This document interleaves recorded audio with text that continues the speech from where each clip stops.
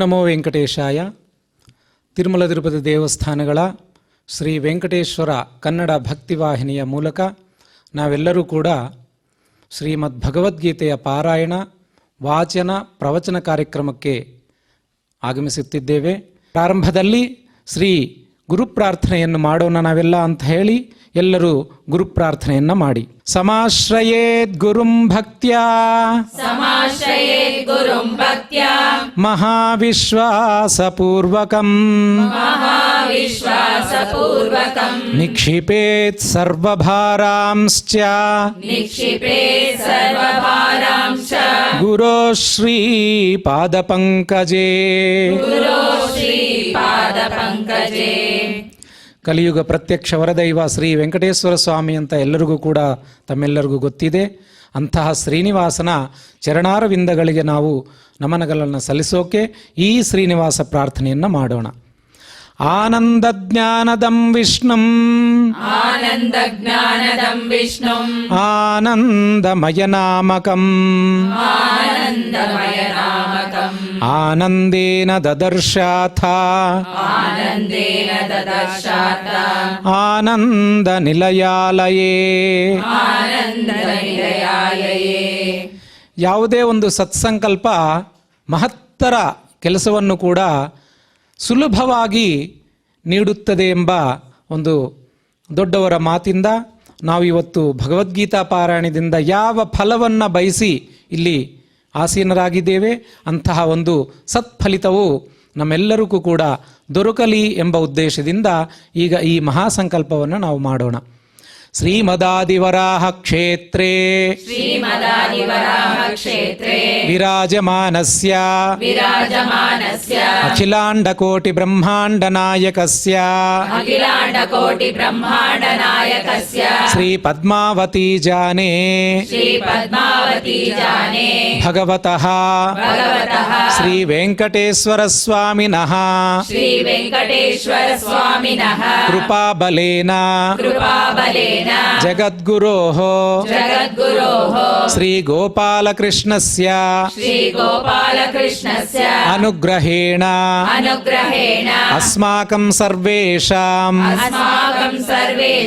ಶರೀರಸ್ಯ ಮನಸಶ್ಚ ಬಲಸಿದ್ಧ್ಯರ್ಥಂ ಸಮಸ್ತಾನಾಂ ಆಧಿವ್ಯಾಧೀನಾಂ ನಿವಾರಣಾರ್ಥಂ ಸರ್ವಯಜ್ಞ ಫಲಪ್ರಾಪ್ತ್ಯರ್ಥಂ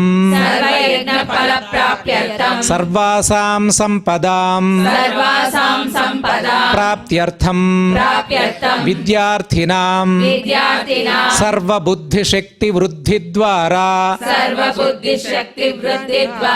ಪರೀಕ್ಷಾಸು ಉತ್ತೀರ್ಣತಾ ಸಿದ್ಧ್ಯರ್ಥಂ ಅಧಿಕಾರಿಣಾಂ ಚ ಸ್ವಸ್ವವಿಧಿ ನಿರ್ವಹಣದ್ವಾರಾ ಕೌಶಲ ಸಿದ್ಧ್ಯರ್ಥಂ ಸಮಸ್ತ ಪಾಪಕ್ಷಯಾರ್ಥಂ ಜ್ಞಾನ ಭಕ್ತಿ ವೈರಾಗ್ಯ ಸಿದ್ಧ್ಯರ್ಥಂ ಶ್ರೀ ಗೋಪಾಲಕೃಷ್ಣ ಪ್ರೇರಣೆಯ ಶ್ರೀ ಗೋಪಾಲಕೃಷ್ಣ ಪ್ರೀತ್ಯರ್ಥಂ ಶ್ರೀಮದ್ ಭಗವದ್ಗೀತಾಯಾಃ ಷಷ್ಠಾಧ್ಯಾಯಾಂತರ್ಗತ ಶ್ಲೋಕಪಾರಾಯಣಂ ತಥಾ ಭಗವದ್ಗೀತಾ ಶ್ರವಣಂ ಚ ಕರಿಷ್ಯಾಮಹೇ. ಭಗವದ್ಗೀತೆಯನ್ನು ಉಪದೇಶ ಮಾಡಿರುವಂತಹ ಶ್ರೀಕೃಷ್ಣ ಪರಮಾತ್ಮನ ಚರಣಾರವಿಂದಗಳಲ್ಲಿ ಸಾಷ್ಟಾಂಗ ನಮಸ್ಕಾರಗಳನ್ನು ಮಾಡಿ ಕೃತಾರ್ಥರಾಗೋಣ ಅಂತ ಹೇಳಿ ಕಂಸಾಂತಕಂ ಶಂಶನೀಯಂ ಸಂಶಾಂತಿಂ ಸಂಸ್ರುತಿಚ್ಛಿದಂ ಸಂಶಯಚ್ಛೇದಿ ಸಂವಿದ್ಧಿಂ ಶ್ರೀನಿವಾಸಂ ಭಜೇ ನಿಶಂ. ಈಗ ಶ್ರೀಮದ್ ಭಗವದ್ಗೀತೆಯ ಪ್ರಾರ್ಥನೆಯನ್ನು ಮಾಡುತ್ತಿದ್ದೇವೆ. ಶಾಸ್ತ್ರೇಷು ಭಾರತಂ ಸಾರಂ शास्त्रेषु भारतं सारम् तत्र नाम सहस्रकम् तत्र नाम सहस्रकम् वैष्णवं कृष्णगीता च वैष्णवं कृष्णगीता च तज्ज्ञानात्मुच्यतेऽञ्जसा तज्ज्ञानात्मुच्यते जसा ఈ వేదవ్యాసుల ప్రార్థనే. వేదవ్యాస గుణావాస वेदव्यास गुणावास విద్యాధీశ సతాం వశ विद्याधीश सतां वश మాం నిరాశం గత క్లేశం मां निराशं गतक्लेशं కుర్వనాశం హరే నిశం. कुर्वनाशं हरे निशम् అథ శ్రీమద్భగవద్గీతాసు अथ श्रीमद्भगवद्गीतासु ఉపనిషత్సు उपनिषत्सु బ్రహ్మ విద్యాయాం ब्रह्मविद्यायां యోగశాస్త్రే योगशास्त्रे శ్రీకృష్ణార్జున సంవాదే श्रीकृष्णार्जुनसंवादे ఆత్మసంయమ యోగో నామ आत्मसंयमयोगो नाम షష్ఠోధ్యాయః. षष्ठोऽध्यायः శ్రీభగవానువాచ श्रीभगवानुवाच అనాశ్రితః కర్మఫలం अनाश्रितकर्मफलम् కార్యం కర్మ కరోతి యః कार्यं कर्म करोति यः స సన్యాసీ చ యోగీ చ स सन्न्यासी च योगी च న నిరగ్నిర్న చాక్రియః न निरग्निर्न चाक्रियः యం సన్యాసమితి ప్రాహుః यं सन्न्यासमिति प्राहुः యోగం తం విద్ధి పాండవ योगं तं विद्धि पाण्डव నహ్య సన్యస్త సంకల్పో न ह्यसन्न्यस्तसङ्कल्पो యోగీ భవతి కశ్చన योगी भवति कश्चन ఆరురుక్షోర్మునేర్యోగం आरुरुक्षोर्मुनिर्योगम् కర్మ కారణముచ్యతే कर्म कारणमुच्यते యోగారూఢస్య తస్యైవ योगारूढस्य तस्यैव శమః కారణముచ్యతే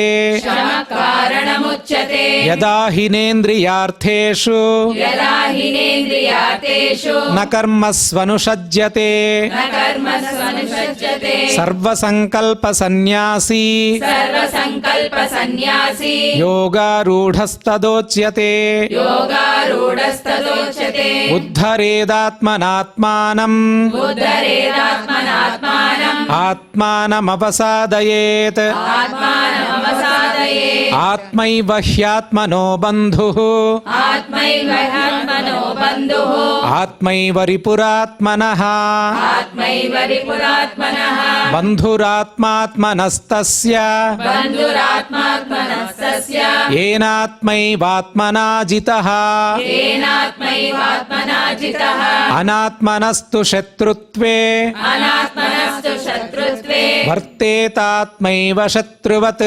वर्तेतात्मैव शत्रुवत् జితాత్మనః ప్రశాంతస్య जितात्मनः प्रशान्तस्य పరమాత్మా సమాహితః परमात्मा समाहितः శీతోష్ణ సుఖ దుఃఖేషు शीतोष्णसुखदुःखेषु తథా మానాపమానయోః तथा मानापमानयोः జ్ఞాన విజ్ఞాన తృప్తాత్మా ज्ञानविज्ञानतृप्तात्मा కూటస్థో విజితేంద్రియః कूटस्थो विजितेन्द्रियः యుక్త ఇత్యుచ్యతే యోగి युक्त इत्युच्यते योगी సమలోష్టాశ్మకాంచనః समलोष्टाश्मकाञ्चनः సుహృన్మిత్రార్యుదాసీన सुहृन्मित्रार्युदासीन మధ్యస్థద్వేష్య బంధుషు मध्यस्थद्वेषबन्धुषु సాధుష్వపి చ పాపేషు साधुष्वपि च पापेषु సమబుద్ధిర్విశిష్యతే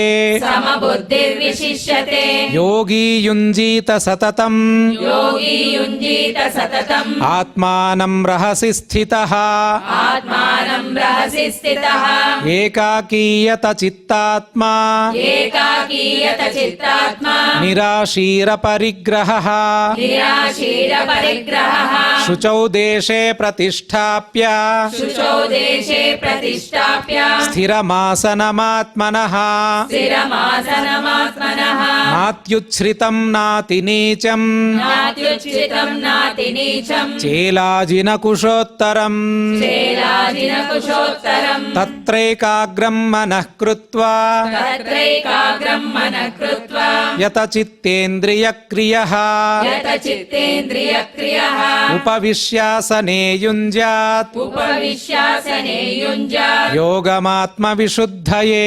योगमात्मविशुद्धये समं कायशिरोग्रीवम् समं कायशिरोग्रीवं धारयन्नचलं स्थिरः धारयन्नचलं स्थिरः सम्प्रेक्ष्य नासिकाग्रं स्वम् सम्प्रेक्ष्य नासिकाग्रं स्वं दिशश्चानवलोकयन् दिशश्चानवलोकयन् प्रशान्तात्मा विगतभीः प्रशान्तात्मा विगतभिः ब्रह्मचारिव्रते स्थितः ब्रह्मचारि व्रते स्थितः मनः संयम्य मच्चित्तो मनः संयम्य मच्चित्तो युक्त आसीत मत्परः युक्त आसीत मत्परः युञ्जन्नेवं सदात्मानं युञ्जन्नेवं सदात्मानं योगी नियतमानसः योगी नियतमानसः शान्तिं निर्वाणपरमां शान्तिं निर्वाणपरमां मत्संस्थामधिगच्छति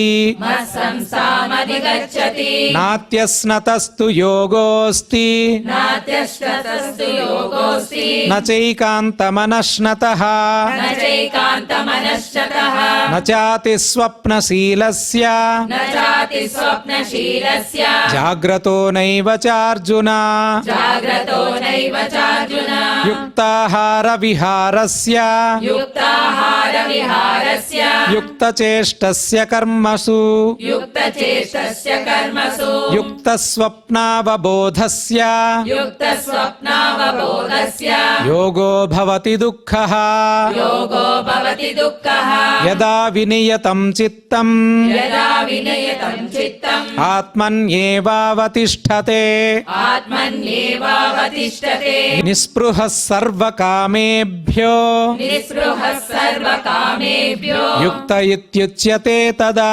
युक्त इत्युच्यते तदा यथा दीपो निवातस्थो यथा दीपो निवातस्थो नेङ्गते सोपमा स्मृता नेङ्गते सोममा स्मृता योगिनो यतचित्तस्य योगिनो यत चित्तस्य युञ्जते योगमात्मनः युञ्जते योगमात्मनः यत्रो परमते चित्तम् यत्रो परमते चित्तं निरुद्धं योगसेवया निरुद्धं योगसेवया यत्र चैवात्मनात्मानं यत्र चैवात्मनात्मानं पश्यन्नात्मनि तुष्यति पश्यन्नात्मनि तुष्यति सुखमात्यन्तिकं यत्तत् सुखमात्यन्तिकं यत्तत् बुद्धिग्राह्यमतीन्द्रियम् बुद्धिग्राह्यमतीन्द्रियं वेत्ति यत्र न चैवायम् वेति यत्र न चैवायं स्थितश्चलति तत्त्वतः स्थितश्चलति तत्त्वतः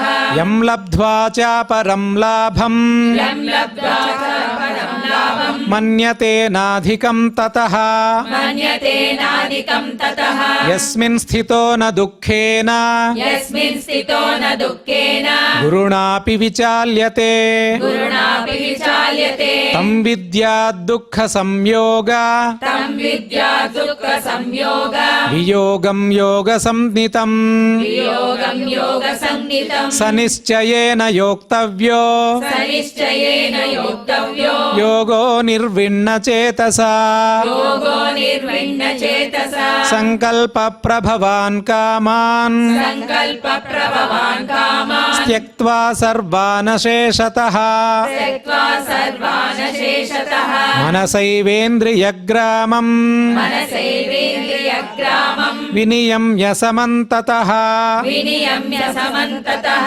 शनैः शनैरुपरमेत् शनैः शनैरुपरमे बुद्ध्या धृतिगृहीतया बुद्ध्या धृतिगृहीतया आत्मसंस्थं मनः कृत्वा आत्मसंस्थं मनः कृत्वा न किञ्चिदपि चिन्तयेत् किञ्चिदपि चिन्तयेत् యతో యతో నిశ్చరతి యతో యతో నిశ్చరతి మనశ్చంచలమస్థిరం మనశ్చంచలమస్థిరం తతస్తతో నియమ్యేతద్ తతస్తతో నియమ్యేతద్ ఆత్మన్యేవ వశం నయేత్ ఆత్మన్యేవ వశం నయేత్ ప్రశాంతమనసం హ్యేనం ప్రశాంతమనసం యేనం యోగినం సుఖముత్తమం యోగినం సుఖముత్తమం ఉపైతి శాంతరజసం ఉపైతి శాంతరజసం బ్రహ్మభూతమకల్మషం బ్రహ్మభూతమకల్మషం యుంజన్నేవం సదాత్మానం యుంజన్యేవం సదాత్మానం యోగీ విగతకల్మషః యోగి విగతకల్మషః సుఖేన బ్రహ్మ సంస్పర్శం సుఖేన బ్రహ్మ సంస్పర్శం అత్యంతం సుఖమశ్నుతే అత్యంతం సుఖమశ్నుతే సర్వభూతస్థమాత్మానం సర్వభూతస్థమాత్మానం సర్వభూతాని చాత్మని సర్వభూతాని చాత్మని ఈక్షతే యోగయుక్తాత్మా ఈక్షతే యోగయుక్తాత్మా సర్వత్ర సమదర్శనః సర్వత్ర సమదర్శనః యో మాం పశ్యతి సర్వత్ర యో మాం పశ్యతి సర్వత్ర సర్వం చ మయి పశ్యతి సర్వం చ మయి పశ్యతి తస్యాహం న ప్రణశ్యామి తస్యాహం న ప్రణశ్యామి స చ మే న ప్రణశ్యతి స చ మే న ప్రణశ్యతి సర్వభూతస్థితం యో మాం సర్వభూతస్థితం యో మాం భజత్యేకత్వమాస్థితః భజత్యేకత్వమాస్థితః సర్వథా వర్తమానోపి సర్వతా వర్తమానోపి స యోగీ మయి వర్తతే స యోగి మయి వర్తతే ఆత్మౌపమ్యేన సర్వత్ర ఆత్మౌపమ్యేన సర్వత్ర సమం పశ్యతి యోర్జున సమం పశ్యతి అర్జున సుఖం వా యది వా దుఃఖం సుఖం వా యది వా దుఃఖం స యోగీ పరమో మతః స యోగి పరమో మతః అర్జున ఉవాచ అర్జున ఉవాచ యోయం యోగస్త్వయా ప్రోక్తః యోయం యోగస్త్వయా ప్రోక్తః సామ్యేన మధుసూదన సామ్యేన మధుసూదన ఏతస్యాహం న పశ్యామి ఏతస్యాహం న పశ్యామి చంచలత్వా స్థితిం స్థిరాం చంచలత్వా స్థితిం స్థిరాం చంచలం హి మనః కృష్ణ చంచలం హి మనః కృష్ణ ప్రమాథి బలవదృఢం ప్రమాది బలవదృఢం తస్యాహం నిగ్రహం మన్యే తస్యాహం నిగ్రహం మన్యే వాయోరివ సుదుష్కరం వాయోరివ సుదుష్కరం శ్రీభగవానువాచ శ్రీభగవానువాచ అసంశయం మహాబాహో అసంశయం మహాబాహో మనో దుర్నిగ్రహం చలం మనో దుర్నిగ్రహం చలం అభ్యాసేన తు కౌంతేయ అభ్యాసేన తు కౌంతేయ వైరాగ్యేణ చ గృహ్యతే వైరాగ్యేణ చ గృహ్యతే అసంయతాత్మనా యోగో అసంయతాత్మనా యోగో దుష్ప్రాప ఇతి మే మతిః దుష్ప్రాప ఇతి మే మతిః వశ్యాత్మనా తు యతతా వశ్యాత్మనా తు యతతా శక్యో వాప్తుముపాయతః శక్యో వాప్తుముపాయతః అర్జున ఉవాచ అర్జున ఉవాచ అయతి శ్రద్ధయోపేతో అయతి శ్రద్ధయోపేతో యోగాచ్చలితమానసః యోగాచలితమానసః అప్రాప్య యోగ సంసిద్ధిం అప్రాప్య యోగ సంసిద్ధిం కాం గతిం కృష్ణ గచ్చతి కాం గతిం కృష్ణ గచ్చతి కచ్చిన్నో భయ విభ్రష్టః కచ్చిన్నో భయ విభ్రష్టః ఛిన్నాభ్రమివ నశ్యతి చిన్నాభ్రమివ నశ్యతి అప్రతిష్ఠో మహాబాహో అప్రతిష్ఠో మహాబాహో విమూఢో బ్రహ్మణః పథి విమూఢో బ్రహ్మణః పతి ఏతన్మే సంశయం కృష్ణ ఏతన్మే సంశయం కృష్ణ ఛేత్తుమర్హస్య శేషతః చేతుమర్హస్య శేషతః త్వదన్యః సంశయస్యాస్య త్వదన్య సంశయస్యాస్య ఛేత్తాన యుపపద్యతే చేతానయుపపద్యతే శ్రీభగవానువాచ శ్రీభగవానువాచ ಪಾರ್ಥನೈವೇಹ ನಾಮುತ್ರ ಪಾರ್ಥನೈವೇಹ ನಾಮುತ್ರ ವಿನಾಶಸ್ತಸ್ಯ ವಿದ್ಯತೆ ವಿನಾಶಸ್ತಸ್ಯ ವಿದ್ಯತೆ ನ ಹಿ ಕಲ್ಯಾಣಕೃತ್ ಕಶ್ಚಿತ್ ನಹಿ ಕಲ್ಯಾಣಕೃತ್ ಕಶ್ಚಿತ್ ದುರ್ಗತಿಂ ತಾತ ಗಚ್ಚತಿ ದುರ್ಗತಿಂ ತಾತ ಗಚ್ಚತಿ ಪ್ರಾಪ್ಯ ಪುಣ್ಯಕೃತಾನ್ ಲೋಕಾನ್ ಪ್ರಾಪ್ಯ ಪುಣ್ಯಕೃತಾನ್ ಲೋಕಾನ್ ಉಷಿತ್ವಾ ಶಾಶ್ವತೀ ಸಮಾಃ ಉಷಿತ್ವಾ ಶಾಶ್ವತಿ ಸಮಾಃ ಶುಚೀನಾಂ ಶ್ರೀಮತಾಂ ಗೇಹೇ ಶುಚೀನಾಂ ಶ್ರೀಮತಾಂ ಗೇಹೇ ಯೋಗಭ್ರಷ್ಟೋಭಿಜಾಯತೆ ಯೋಗಭ್ರಷ್ಟೋಭಿಜಾಯತೆ ಅಥವಾ ಯೋಗಿನಾಮೇವ ಅಥವಾ ಯೋಗಿನಾಮೇವ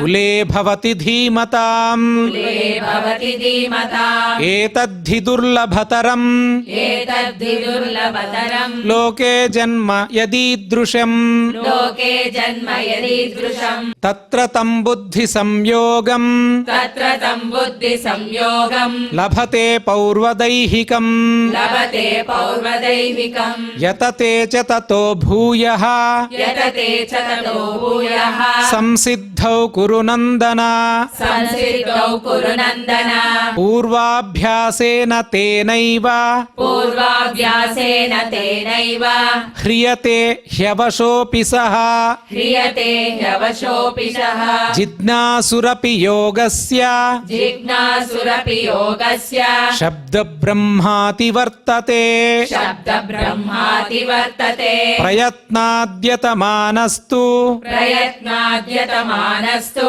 ಯೋಗಿ ಸಂಶುದ್ಧ ಕಿಲ್ಬಿಷಃ ಯೋಗಿ ಸಂಶುದ್ಧ ಕಿಲ್ಬಿಷಃ ಅನೇಕ ಜನ್ಮ ಸಂಸಿದ್ಧಃ ಅನೇಕ ಜನ್ಮ ಸಂಸಿದ್ಧಃ ತತೋ ಯಾತಿ ಪರಾಂ ಗತಿಂ ತತೋ ಯಾತಿ ಪರಾಂ ಗತಿಂ ತಪಸ್ವಿಭ್ಯೋಧಿಕೋ ಯೋಗಿ ತಪಸ್ವಿಭ್ಯೋಧಿಕೋ ಯೋಗಿ ಜ್ಞಾನಿಭ್ಯೋಪಿ ಮತೋಧಿಕಃ ಜ್ಞಾನಿಭ್ಯೋಪಿ ಮತೋದಿತಃ ಕರ್ಮಿಭ್ಯಶ್ಚಾಧಿಕೋ ಯೋಗಿ ಕರ್ಮಿಭ್ಯಶ್ಚಾಧಿಕೋ ಯೋಗಿ ತಸ್ಮಾದ್ಯೋಗಿ ಭವಾರ್ಜುನ ತಸ್ಮಾದ್ಯೋಗಿ ಭವಾರ್ಜುನ ಯೋಗಿನಾಮಪಿ ಸರ್ವೇಷಾಂ ಯೋಗಿನಾಮಪಿ ಸರ್ವೇಷಾಂ ಮದ್ಗತೇನಾಂತರಾತ್ಮನಾ ಮದ್ಯತೇನಾಂತರಾತ್ಮನಾ ಶ್ರದ್ಧಾವಾನ್ ಭಜತೆ ಯೋ ಮಾಂ ಶ್ರದ್ಧಾವಾನ್ ಭಜತೆ ಯೋ ಮಾಂ ಸಮೇ ಯುಕ್ತತಮೋ ಮತಃ ಸಮೇ ಯುಕ್ತತಮೋ ಮತಃ. ಶ್ರೀ ಗುರುಭ್ಯೋ ನಮಃ. ಸಕಲ ಶಾಸ್ತ್ರಗಳ ಸಾರರೂಪವಾದ ಗ್ರಂಥ ಅದು ಶ್ರೀಮದ್ ಭಗವದ್ಗೀತಾ.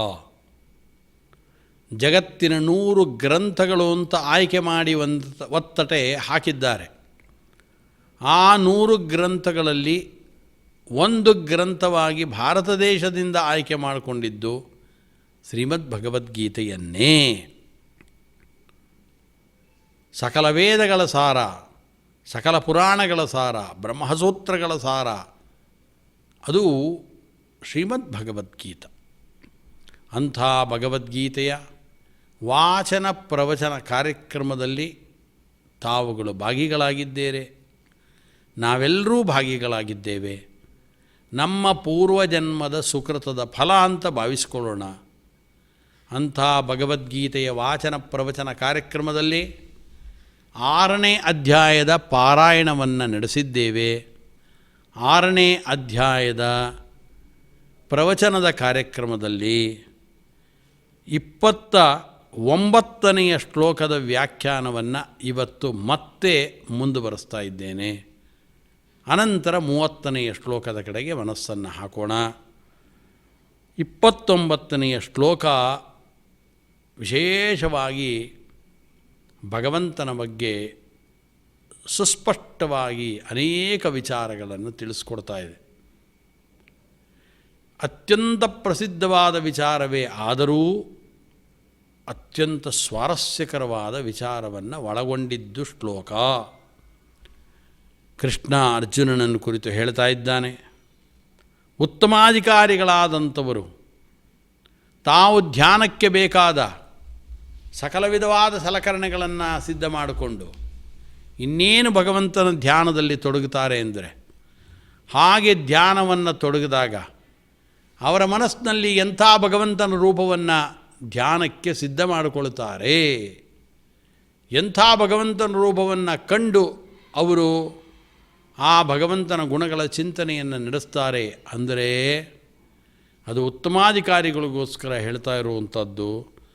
ಸರ್ವಭೂತಸ್ಥಮಾತ್ಮಾನಂ ಸರ್ವಭೂತಾನಿ ಚಾತ್ಮನಿ ಈಕ್ಷತೆ ಯೋಗಯುಕ್ತಾತ್ಮ ಸರ್ವತ್ರ ಸಮದರ್ಶನ ಅಂತ ಉತ್ತಮಾಧಿಕಾರಿಗಳು ಯಾವ ರೀತಿಯಾಗಿ ಮಾಡ್ತಾರೆ ಅಂತ ಹೇಳಿದ್ರು. ನಾವೆಲ್ಲ ಏನು ಮಾಡ್ತೀವಿ ಅಂದರೆ, ನಾವೇನು ಮಾಡಬೇಕಪ್ಪ ಅಂದರೆ, ನಾವು ಭಗವಂತನ ವ್ಯಾಪ್ತವಾದ ರೂಪವನ್ನು ಉಪಾಸನೆ ಮಾಡುವ ಸಾಮರ್ಥ್ಯವನ್ನು ಹೊಂದಿಲ್ಲ. ಪ್ರತೀಕಾಲಂಬನರು ಅಪ್ರತೀಕಾಲಂಬನರು ಅಂತ ಇರ್ತಾರೆ. ಭಗವಂತನ ಪ್ರತೀಕಗಳನ್ನು ಅವಲಂಬಿಸಿಕೊಂಡು ಉಪಾಸನೆಯನ್ನು ಮಾಡುವವರು, ಭಗವಂತನ ಪ್ರತೀಕವೇ ಇಲ್ಲದೇ ಉಪಾಸನೆಯನ್ನು ಮಾಡುವವರು ವ್ಯಾಪ್ತೋಪಾಸಕರಾದಂಥವರು ದೇವತೆಗಳು. ಅದರಲ್ಲೂ ಬ್ರಹ್ಮದೇವರು ಕಟ್ಟಕಡೆಯರವರು. ಆದ್ದರಿಂದ ಅಂಥವರು ಉಪಾಸನೆಯನ್ನು ಮಾಡೋ ಸಂದರ್ಭದಲ್ಲಿ, ಧ್ಯಾನವನ್ನು ಮಾಡುವಂಥ ಸಂದರ್ಭದಲ್ಲಿ ಅವರು ಸರ್ವಭೂತಸ್ಥಮಾತ್ಮಾನಂ ಸರ್ವಭೂತಾನಿ ಚಾತ್ಮನಿ ಸಕಲ ಭೂತಗಳ ಒಳಗಡೆ ಇರುವಂಥ ಭಗವಂತನ ಕಾಣ್ತಾರೆ ಅಂದರೆ ಎಂಥ ಆಶ್ಚರ್ಯಕರವಾದ ಸಂಗತಿ. ಹಾಗಾದರೆ ಎಲ್ಲ ಪ್ರಾಣಿಗಳ ಪ್ರತ್ಯಕ್ಷ ಅವ್ರಿಗಾಗಬೇಕು ಅಂತ ಅರ್ಥ. ಎಲ್ಲ ಪ್ರಾಣಿಗಳನ್ನು ನೋಡಿ, ಎಲ್ಲ ಪ್ರಾಣಿಗಳ ಒಳಗಡೆಯೂ ಭಗವಂತ ಏನಿದಾನಲ್ಲ ಆ ಭಗವಂತನನ್ನು ಕಾಣಬೇಕವರು. ಅಂಥ ಸಾಮರ್ಥ್ಯ ಇದೆ ಬ್ರಹ್ಮದೇವರಿಗೆ ಅಂದರೆ ಅವರ ಸಾಮರ್ಥ್ಯ ಎಷ್ಟು ಅಂತ ನಾವು ಆಲೋಚನೆ ಮಾಡಬೇಕು. ಓ ಬ್ರಹ್ಮ ಬಂದು ಹೇಳಿದ್ರು ನಾವು ಕೇಳಲ್ಲ ಅಂತ ಏನು ಬಾರಿ ನಾವು ಅವನಿಗಿಂತ ದೊಡ್ಡವರಿದ್ದಂಗೆ ನಾವು ಮಾತುಗಳನ್ನು ಅನೇಕ ಬಾರಿ ಹೇಳ್ತೀವಿ. ಹಂಗೆ ಅನ್ನೋಂಗಿಲ್ಲ ಅಂತ ಹೇಳ್ತಾರೆ. ಬ್ರಹ್ಮದೇವರ ಸ್ಥಾನ ಅಂದರೆ ಎಂಥದ್ದದು. ಆ ರೀತಿಯಾಗಿ ಬ್ರಹ್ಮ ಬಂದು ಹೇಳಿ ನಾನು ಕೆಲಸ ಮಾಡಲ್ಲ, ನಾನು ಹೇಳಿದ್ದೆ ಸರಿ, ಬ್ರಹ್ಮ ಹೇಳಿದ್ರು ಒಪ್ಪಲ್ಲ ಅಂತ ಕೆಲವರು ಹೇಳೋದಿದೆ. ಬ್ರಹ್ಮದೇವರು ಹೇಳಿದಾಗ ಒಪ್ಪದೇ ಇರೋದಕ್ಕೆ ಸಾಧ್ಯವೇ? ಸರಿಯಾಗಿದ್ದರೆ, ತಪ್ಪಾಗಿಲ್ಲದೆ ಹೋದರೆ ಬ್ರಹ್ಮದೇವರು ಬಂದು ತಪ್ಪು ವಿಚಾರವನ್ನು ಹೇಳೋದಕ್ಕೆ ಸಾಧ್ಯವೇ? ಬ್ರಹ್ಮ ಹೇಳಿದ್ರು ಒಪ್ಪಲ್ಲ ಅಂತ ಹೇಳೋದಕ್ಕೆ ಇವನು. ಸತ್ಯವ್ರತ ರಾಜ ಇದ್ದ. ಆ ಸತ್ಯವ್ರತ ರಾಜನನ್ನು ಕುರಿತು ಸ್ವಯಂಭೂ ಮನು ಉಪದೇಶವನ್ನು ನೀಡಿದರು. ಗೃಹಸ್ಥಾಶ್ರಮವನ್ನು ಸ್ವೀಕಾರ ಮಾಡುವಂಥ ಬ್ರಹ್ಮದೇವರನ್ನು ಕರೆಸಿದ್ರು. ಚತುರ್ಮುಖ ಬ್ರಹ್ಮದೇವರು ಬಂದು ಹೇಳ್ತಾ ಇದ್ದಾರೆ ಸತ್ಯವ್ರತ ರಾಜನಿಗೆ, ರಾಜ, ನಿನ್ನ ಸಹೋದರರೆಲ್ಲ ಪರಮಹಂಸ ಸನ್ಯಾಸಿಗಳಾಗಿ ಹೋಗಿ ಮೋಕ್ಷವನ್ನು ಪಡೀತಾರೆ ನಿಜ. ಹಾಗಂತ ಜಗತ್ತಿನಲ್ಲಿ ಪರಮಹಂಸ ಸನ್ಯಾಸಿಗಳಾಗಿಯೇ ಎಲ್ಲರೂ ಮೋಕ್ಷವನ್ನು ಪಡೆಯಬೇಕು ಅಂತ ನಿಯಮ ಇಲ್ಲ. ಗೃಹಸ್ಥರಾಗಿದ್ದು ಗೃಹಸ್ಥ ಧರ್ಮವನ್ನು ಚೆನ್ನಾಗಿ ಪರಿಪಾಲನೆಯನ್ನು ಮಾಡ್ತಾ ಅವರು ಮೋಕ್ಷವನ್ನು ಪಡೆಯೋದಕ್ಕೆ ಸಾಧ್ಯವಾಗತ್ತೆ. ಆದ್ದರಿಂದ ಹೇ ಪ್ರಿಯವ್ರತ ರಾಜ, ನೀನು ಗೃಹಸ್ಥ ಧರ್ಮದಲ್ಲಿದ್ದೇ ರಾಜ್ಯವನ್ನು ಪರಿಪಾಲನೆ ಮಾಡ್ತಾ, ನೀನು ಗೃಹಸ್ಥ ಧರ್ಮವನ್ನು ಅನುಸರಣೆ ಮಾಡ್ತಾ ನೀನು ಮೋಕ್ಷಕ್ಕೆ ಅರ್ಹನಾಗಿದ್ದೀಯಾ, ಮೋಕ್ಷವನ್ನು ಪಡೆಯಬಹುದು ಅಂತ ಬ್ರಹ್ಮದೇವರು ಹೇಳಿದ್ರು. ಪ್ರಿಯವ್ರತ ರಾಜ ಅಂದರೆ ಎಂಥ ದೊಡ್ಡ ರಾಜ ಅವನು. ಸ್ವಯಂಭೂ ಮನುವಿನ ವಂಶದಲ್ಲಿ ಬಂದಂಥವರವರು. ಆದ್ದರಿಂದ ಪ್ರಿಯವ್ರತ ರಾಜ ಬ್ರಹ್ಮದೇವರು ಹೇಳ್ತಾರೆ, ಅಯ್ಯೋಯ್ಯೋ ಬ್ರಹ್ಮದೇವರು ಹೇಳಿದ ಮೇಲೆ ಕೇಳದೇ ಇರೋಕ್ಕಾಗತ್ತೆ? ಖಂಡಿತವಾಗಲೂ ಕೇಳ್ತೀನಿ. ಯಾಕೆ ಅಂದರೆ ಸಕಲವನ್ನು ಬಲ್ಲಂಥವರು ಬ್ರಹ್ಮದೇವರು. ಅಂದರೆ ಬ್ರಹ್ಮದೇವರು ಹೇಳಿದ ಕೂಡಲೇ ಆಯಿತು ಅಂತ ಒಪ್ಪಿಕೊಂಡ ಪ್ರಿಯವ್ರತ ರಾಜ. ಆದ್ದರಿಂದ ಅಂಥ ಬ್ರಹ್ಮದೇವರು ಹಾಗಾದರೆ ಅವರ ಶಕ್ತಿ ಸಾಮರ್ಥ್ಯ ಎಷ್ಟು ಅಂತ ಆಲೋಚನೆಯನ್ನು ಮಾಡಬೇಕು ನಾವು. ಅದಕ್ಕೆ ಹೇಳ್ತಾರೆ, ಯಃ ಪಾರ್ಥಿವಾನಿ ವಿಮಮೇರಜಾಂಸಿ, ಅವ್ರು ಹೇಳ್ತಾರೆ, ವಿಷ್ಣೋರ್ನುಕಂ ವೀರ್ಯಾಣಿ ಕಪ್ರವೋಚನ್ ಯಃ ಪಾರ್ಥಿವಾನಿ ವಿಮಮೇರಜಾಂಸಿ. ಭಗವಂತನ ಸಾಮರ್ಥ್ಯಗಳು ಅವನ ಗುಣಗಳನ್ನು ಯಾರು ತಾನೇ ಎಣಿಸೋದಕ್ಕೆ ಸಾಧ್ಯ? ಯಃ ಪಾರ್ಥಿವಾನಿ ವಿಮಮೇರಜಾಂಸಿ. ಭೂಮಿಲಿರೋಂಥ ಒಂದು ಹಿಡಿ ಮಣ್ಣು ತೊಗೊಂಡು ನಾವು ಆ ಮಣ್ಣಿನಲ್ಲಿ ಎಷ್ಟು ಕಣಗಳಿದೆ ಅಂತ ನೀನು ಎಣಿಸ್ಕೊಡು ಅಂತ ಯಾರೊಬ್ಬರಿಗೆ ಒಂದು ಹಿಡಿ ಮಣ್ಣು ಕೊಟ್ಟುಬಿಟ್ಟು ಇದರಲ್ಲಿ ಎಷ್ಟು ಕಣಗಳಿದೆ ಇದನ್ನು ನನಗೆ ಲೆಕ್ಕ ಮಾಡಿಕೊಟ್ರೆ ನಿಂಗೆ 1,00,000 ರೂಪಾಯಿ ಕೊಡ್ತೀನಿ ಅಂದರೆ ಕೂಡಲೇ ಅವನು ಇನ್ನೊಂದು ಹಿಡಿ ಮಣ್ಣು ಅವನು ತೊಗೊಂಡು ಇವನ ಕೈಗೆ ಕೊಟ್ಟು ದಯಮಾಡಿ ನಿನಗೆ 2 ಲಕ್ಷ ಕೊಡ್ತೀನಿ, ಈ ಒಂದು ಹಿಡಿ ಮಣ್ಣಲ್ಲಿ ಎಷ್ಟು ಕಣಗಳಿದೆ ಅಂತ ನೀನು ಎಣಿಸ್ಕೊಡು ಅಂತ ಕೊಟ್ಟೋಗ್ತಾನೆ. ಯಾಕೆಂದರೆ ಎಣ್ಸೋಕ್ಕಾಗೋಲ್ಲ. ಒಂದು ಹಿಡಿ ಮಣ್ಣಿನಲ್ಲಿ ಎಷ್ಟು ಕಣಗಳಿದೆ ಅಂತ ಯಾರ ಕೈಲಾದರೂ ಎಣ್ಸೋಕ್ಕಾಗತ್ತೆಯೇ? ಆ ಒಂದು ಪ್ರಯತ್ನಕ್ಕೆ ಯಾರಾದರೂ ಹೊರಡ್ತಾರಿಯೇ? 1 ಲಕ್ಷ ಕೊಟ್ಟರು ಈ ಕೆಲಸ ಮಾಡೋಲ್ಲ. ಆದ್ದರಿಂದ ದುಡ್ಡು ಬಂದ್ಬಿಡುತ್ತೆ, ಏನು ಬೇಕೋ ಕೆಲಸ ಮಾಡ್ತೀವಿ ಅಂತಾರಲ್ಲ, ನೋಡಿ ಈ ಕೆಲಸ ಯಾರೋ ಕೊಟ್ಟರು ಮಾಡೋಕ್ಕಾಗತ್ತೆಯೇ? ಆಗೋಲ್ಲ ಅಂತಂತಾರೆ. ಆದರೆ ಬ್ರಹ್ಮದೇವರು ಬೇಕಾದರೆ ಎಣಿಸ್ತಾರೆ. ಇಡೀ ಭೂಮಿಯಲ್ಲಿರುವ ಮಣ್ಣಿನ ಕಣಗಳೆಷ್ಟು ಅಂತ ಎಣಿಸುವ ಸಾಮರ್ಥ್ಯವನ್ನು ಪಡೆದಂಥವರು ಬ್ರಹ್ಮದೇವರು. ವಿಷ್ಣೋರ್ನುಕಂ ವೀರ್ಯಾಣಿ ಪ್ರವೋಚನ್ಯಃ ಪಾರ್ಥಿವಾನಿ ವಿಮಮೇರಜಾಂಸಿ ಅಂತಂತಾರೆ. ಯಾರು ಅಂದರೆ ಕಸ್ತಂ ವೇದ ಅಂದರೆ ಯಾರು ತಿಳ್ಕೊಳ್ಳೋದಕ್ಕೆ ಸಾಧ್ಯ ಅಂದರೆ ಬ್ರಹ್ಮದೇವರು ತಿಳ್ಕೊಳ್ತಾರೆ. ಬ್ರಹ್ಮದೇವರು ಬೇಕಾದರೆ ಅದರಲ್ಲಿರುವಂಥ ಮಣ್ಣಿನ ಕಣಗಳನ್ನು ಎಣಿಸ್ಬಿಡ್ತಾರೆ ಅಂತಾರೆ. ಅಷ್ಟು ಸಾಮರ್ಥ್ಯ ಇರುವಂಥವ್ರಿಗೆ ಬ್ರಹ್ಮದೇವರು. ಅದನ್ನ ಬ್ರಹ್ಮದೇವರ ಸಾಮರ್ಥ್ಯದ ಬಗ್ಗೆ ನಾವು ವಿಚಾರ ಮಾಡೋಕ್ಕೆ ಹೋಗಬಾರ್ದು. ಅಂಥ ಬ್ರಹ್ಮದೇವರು ಈಗ ತಾವು ಧ್ಯಾನಮಗ್ನರಾದಾಗ ಸಕಲ ಪದಾರ್ಥಗಳು ಏನಿದೆ, ಕ್ರಿಮಿಗಳು, ಕೀಟಗಳು, ಸರ್ವಭೂತಸ್ಥಮಾತ್ಮಾನಂ ಸರ್ವಭೂತಾನಿ ಚಾತ್ಮನಿ ಅವರು ಈಕ್ಷತೆ ಯೋಗಯುಕ್ತಾತ್ಮ ಸರ್ವತ್ರ ಸಮದರ್ಶನ. ಅದೂ ಎಲ್ಲ ಕಡೆ ಭಗವಂತ ಸಮಾನನಾಗಿದ್ದಾನೆ ಅಂತ ಜ್ಞಾನವನ್ನು ತಂದುಕೊಂಡು ಎಲ್ಲದರ ಒಳಗಡೆ ಇರುವಂಥ ಭಗವಂತನನ್ನು ಕಾಣುವ ಯೋಗ ಶಕ್ತಿಯಿಂದ ಧ್ಯಾನಮಗ್ನರಾಗಿ ಕಾಣುವ ಸಾಮರ್ಥ್ಯವನ್ನು ಪಡೆದವರು ಬ್ರಹ್ಮದೇವರು ಅಂತ ಇಲ್ಲಿ ತಿಳಿಸ್ತಾ ಇದ್ದಾರೆ. ಆದ್ದರಿಂದ ಧ್ಯೇಯ ವಸ್ತು ಯಾವುದು ಅಂದರೆ ಅದೇ ಅವರಿಗೆ ಧ್ಯೇಯವಾದ ವಸ್ತು. ಅಂದರೆ ಧ್ಯಾನಕ್ಕೆ ಗೋಚರವಾಗುವ ವಸ್ತು ಭಗವಂತ ಎಂಥವನು ಅಂದರೆ ಇಂಥ ಭಗವಂತ ಬ್ರಹ್ಮದೇವರಂಥವರಿಗೆ ಧ್ಯೇಯವಾದ ವಸ್ತು ಆಗ್ತಾನೆ. ಅಂದರೆ ಧ್ಯಾನದಲ್ಲಿ ಕಾಣುವ ಭಗವಂತನ ರೂಪ ಯಾವುದು ಅಂದರೆ ಇಂಥ ರೂಪ ಬ್ರಹ್ಮದೇವರು ಮೊದಲಾದವ್ರಿಗೆ ಮಾತ್ರ ಇದು. ನಮ್ಮ ಕೈಲಿ ಏನಾದರೂ ಆಗೋದಿಲ್ಲ. ನಾವು ನೋಡಲಿಕ್ಕಾಗುತ್ತೆಯೇ? ಆಗೋಲ್ಲ. ಭಗವಂತ ನಮ್ಮ ದೇಹದ ಒಳಗಡೆ ಅನೇಕ ರೂಪಗಳಿಂದಿದ್ದಾನೆ. ಒಂದೊಂದು ಅಂಗಾಂಗಗಳಲ್ಲೂ ಭಗವಂತ ಇರ್ತಾನೆ. ಅನೇಕ ತತ್ವಾಭಿಮಾನಿ ದೇವತೆಗಳಿದ್ದಾರೆ. ಕಣ್ಣು ಸೂರ್ಯ ತತ್ವಾಭಿಮಾನಿ ದೇವತೆ ಅಂತ ಅಂತೀವಿ ನಾವು. ಹೀಗೆ ಒಂದೊಂದು ತತ್ವಾಭಿಮಾನಿ ದೇವತೆಗಳ ಒಳಗಡೆ ಬೇರೆ ಬೇರೆ ದೇವತೆಗಳು, ವಾಯುದೇವರ ತನಕ ದೇವತೆಗಳಿರ್ತಾರೆ. ಅವ್ರ ಒಳಗಡೆ ಭಗವಂತ ಇರ್ತಾನೆ. ಅದಕ್ಕೆ ಅವನಿಗೆ ಋಷಿಕೇಶ ಅಂತ ಹೆಸರು ಭಗವಂತನಿಗೆ. ಋಷಿಕಾಣಾಂ ಇಂದ್ರಿಯಾಣಾಂ ಈಶಃ, ಎಲ್ಲ ಇಂದ್ರಿಯಗಳನ್ನು ಪ್ರೇರಣೆ ಮಾಡತಕ್ಕಂಥವನು ಭಗವಂತನೇ. ಆದ್ದರಿಂದ ಅವನಿಗೆ ಋಷಿಕೇಶ ಅಂತ ಹೆಸರು. ಆದ್ದರಿಂದ ನಮ್ಮ ಒಂದೊಂದು ಇಂದ್ರಿಯಗಳಲ್ಲೂ ಭಗವಂತನ ಸನ್ನಿಧಾನ ಇದೆ. ಭಗವಂತ ಇದ್ದಾನೆ. ಎಲ್ಲ ದೇಹದ ಎಲ್ಲ ಭಾಗದಲ್ಲೂ ಇರ್ತಾನೆ. ಅದಲ್ಲದೆ ವಿಶೇಷವಾಗಿ ಭಗವಂತ ತನ್ನ ಅಸ್ತಿತ್ವವನ್ನು ವಿಶ್ವ, ತೈಜಸ, ಪ್ರಾಜ್ಞ, ತುರೀಯ ಮೊದಲಾದ ರೂಪಗಳಿಂದ ಭಗವಂತ ಇದ್ದಾನೆ. ವಿಶ್ವ ಅಂತ ಚಕ್ಷುಸ್ಸಿನಲ್ಲಿದ್ದಾನೆ. ಹಗಲಿನ ನಮ್ಮ ಎಲ್ಲ ವ್ಯಾಪಾರಗಳನ್ನು ಮಾಡಿಸುವಂಥ ಭಗವಂತನ ರೂಪ ಅದು ವಿಶ್ವ ಎಂಬತಕ್ಕಂಥ ರೂಪ ಅಂತ ಅಂತೀವಿ ನಾವು. ತೈಜಸ, ಪ್ರಾಜ್ಞ, ತುರೀಯ ಅಂತ ಭಗವಂತನ ವಿಶೇಷವಾದ ರೂಪಗಳಿದೆ. ವಿಶ್ವರೂಪ ಎಲ್ಲಿದೆ? ಕಣ್ಣಿನಲ್ಲಿದೆ. ಇದು ಜಾಗೃತ ಅವಸ್ಥೆಯಲ್ಲಿ ನಾವೀಗೇನು ಮಾತಾಡ್ತಾ ಇದ್ದೀವಿ, ನೀವೇನು ಕೇಳ್ತಾ ಇದ್ದೀರಾ, ಏನು ಮಾತಾಡ್ತಾ ಇದ್ದೀರಾ, ಈ ಎಲ್ಲವನ್ನು ಮಾಡಿಸುವಂಥದ್ದು ಚಕ್ಷುರ್ಗತವಾಗಿರತಕ್ಕಂಥ ಭಗವಂತನ ವಿಶ್ವ ಎಂಬ ರೂಪ. ತೈಜಸ ಎಂಬತಕ್ಕಂಥ ರೂಪ ಇದೆ, ಕಂಠಸ್ಥವಾದ ರೂಪ. ಸ್ವಪ್ನವನ್ನು ತೋರಿಸುವಂಥ ರೂಪ. ಅನಾದಿ ಮನಸ್ಸು ಸ್ಥಿತವಾಗಿರತಕ್ಕಂಥ ಸಂಸ್ಕಾರಗಳಿಂದ ಭಗವಂತನೇ ಸ್ವಪ್ನಗಳನ್ನು ಸೃಷ್ಟಿ ಮಾಡಿ ಜೀವರಿಗೆ ಅದನ್ನು ತೋರಿಸ್ತಾನೆ. ಅದ್ಯಾವುದುದು ಅಂದರೆ ತೈಜಸ ಎಂಬತಕ್ಕಂಥ ಭಗವಂತನ ರೂಪ, ಕಂಠಗತವಾದ ಭಗವಂತನ ರೂಪ.